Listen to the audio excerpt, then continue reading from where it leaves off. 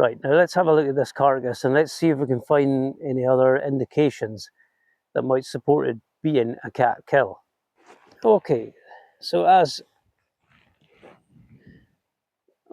previously mentioned in the last video, there's some plucked hair. Always a good sign. Cats pluck the hair off their kills. Here we have the carcass. And you can see this area here is all flattened down. Maybe that's where it sat as it consumed it. And here we have one of the front legs here. One's missing, I don't know where it is. We'll maybe try and find it. Something interesting here as well. We appear to have a flattened area here. So, did our furry friend then lie here after it consumed its meal? Possible. Now, what we'll do is, we'll have a closer look at the carcass. Right, first thing to notice, there's a fox scat there. But we shouldn't be too surprised if it's been scavenged by them. Whoa, wow.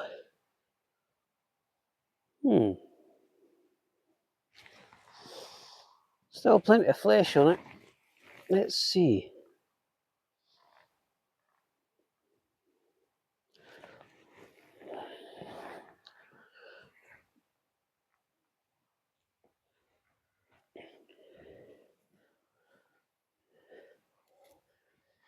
Right.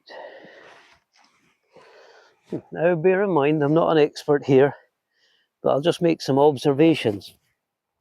And these are strictly amateur observations. There's a hole here, that could be a tooth mark. But whether it's a tooth from a fox or the cat, I don't know. The neck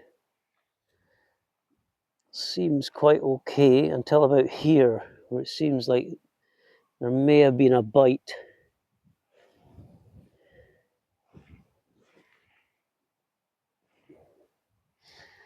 Okay. I'll give you some close-ups of that now.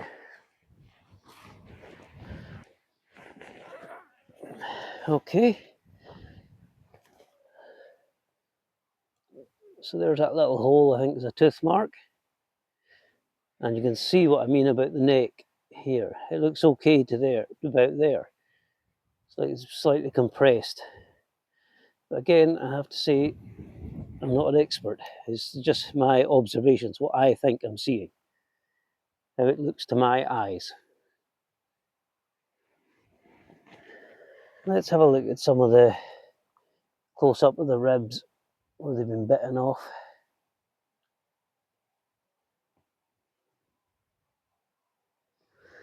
It is similar to what I've seen before. I mean, the way it's been cleaned, it's just shouting out cat to me.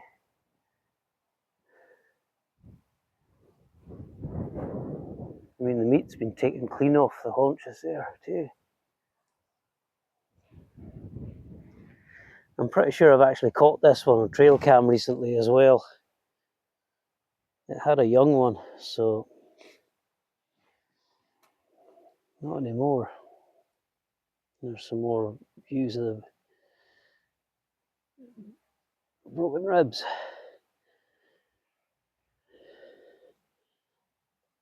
Now it's worth actually looking very carefully in case there are any black hairs here. Now it's a black leopard that's been seen up here. So that's why I was kind of hoping there might be something, but I'm not seeing anything. Right, let's take a look at that front leg that's just over there.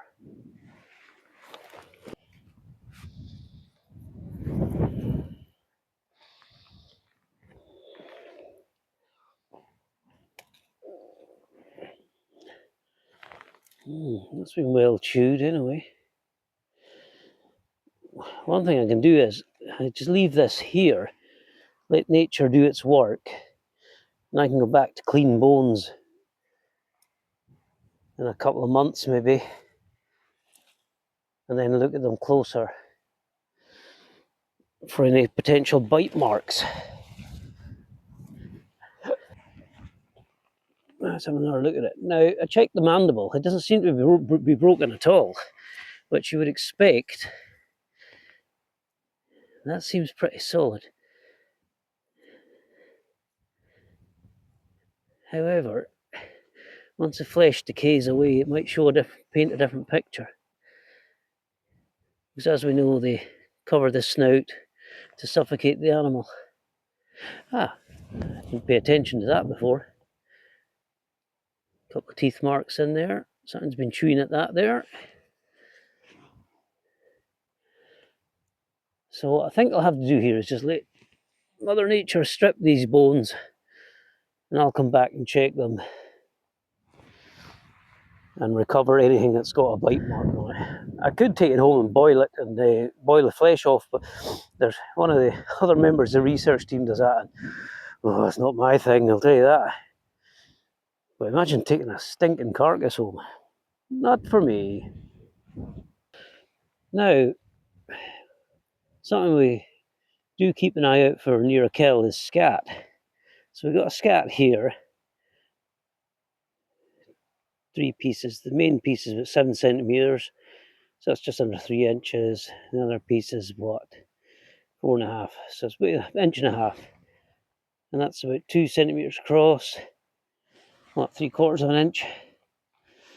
But maybe that's more fox-like. But interesting that it's here. Now I haven't found the guts yet, so that also tells me it was killed somewhere else. Still be pretty close by, but trying to find it in all this, that's going to be the difficult part. I would say there we have the remains of the guts.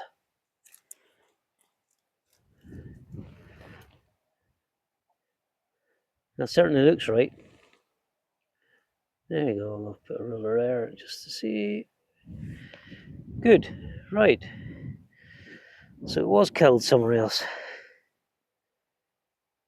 What's this? Ah, there we are. That's more of the guts there.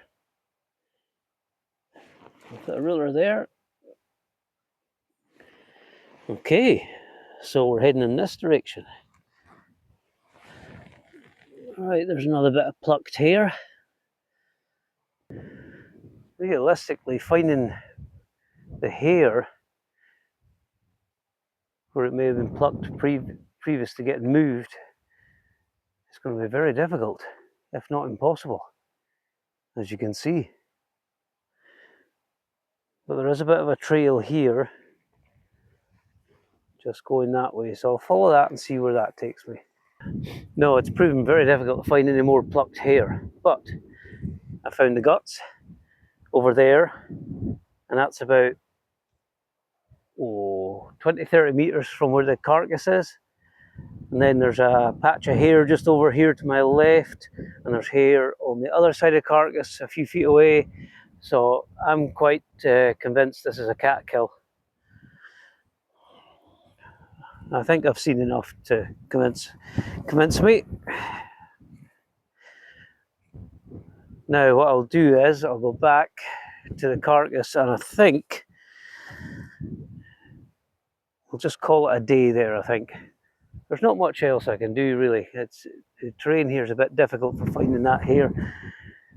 I may walk over that way when I'm leaving, and just on the off chance I find more hair. In fact, that is what I'll do.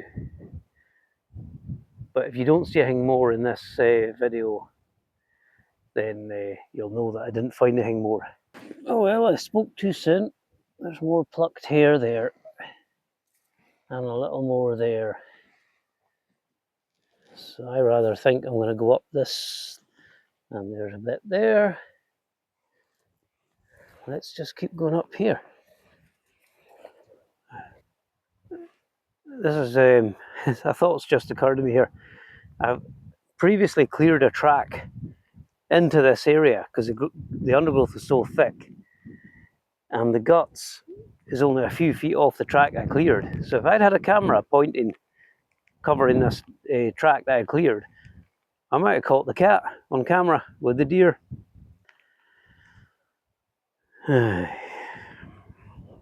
Okay, I've not found any more hair after that last bit, but I know what direction to go in now when I come back. So I don't have enough time today to continue looking, but I'll look again next time I'm here. And with a bit of luck, I'll have some assistance and that'll make it a bit easier. And that definitely is it for the video.